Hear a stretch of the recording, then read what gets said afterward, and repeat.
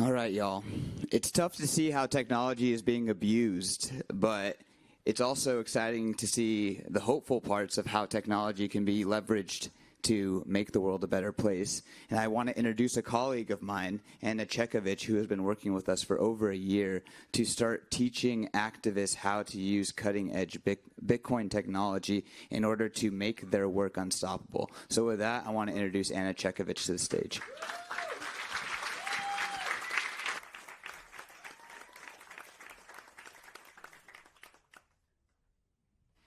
Hi, everyone.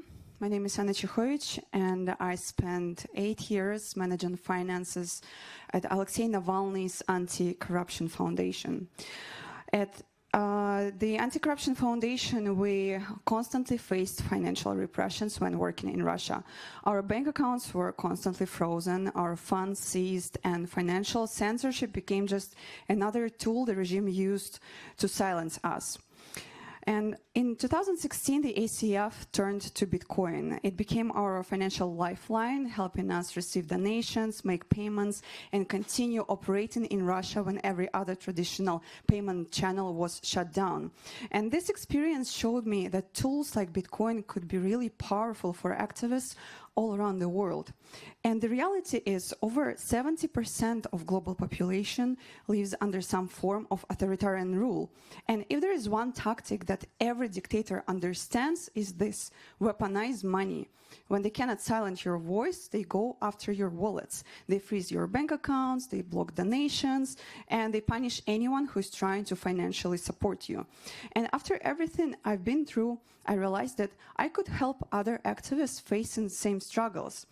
So this is how our financial freedom education program at the Human Rights Foundation was born. And just a year ago, we launched our first Bitcoin webinar, and now we host up to 130 students at a time from more than 50 countries. And I designed the program specifically for activists and nonprofits, addressing their unique challenges and risks they're facing in their work. And we avoid complexity in our education. We try to focus on real use cases, and we teach them how to accept Bitcoin privately, how to store it safely, how to do Bitcoin crowdfunding, and how to exchange it into local currencies. And I provide this education together with world's top educator, Ben BTC Sessions. And I think together with Ben, we found the perfect balance. I speak from the experience of someone who has lived through political and financial repression, and Ben brings deep technical clarity, which makes everything easy to understand. And it's not only activists who need this education, it's also the people trying to help them. Because when a charity abroad tries to send financial aid to activists to help them, this bank wire transfer just gets blocked by oppressive governments. And even worse, the activists who receive this financial aid, they get labeled as foreign agents. So that's why I'm proud to mention that organizations like the National Endowment for Democracy and Amnesty International joined our webinars to learn more about Bitcoin and opportunities of providing financial aid in a private way. Besides online education, I also provide offline workshops for human rights defenders globally, and I see a significant shift. At the human rights conferences, it's not longer a surprise to see my Bitcoin session, because it's getting clear for everyone that financial freedom is essential to all other freedoms.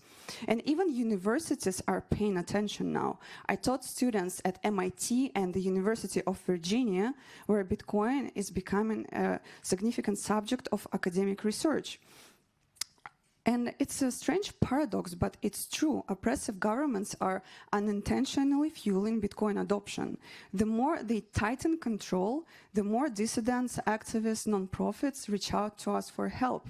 And since 2024, we educated more than 600 students. We provided 14 workshops globally and 5 webinars. And we're just getting started.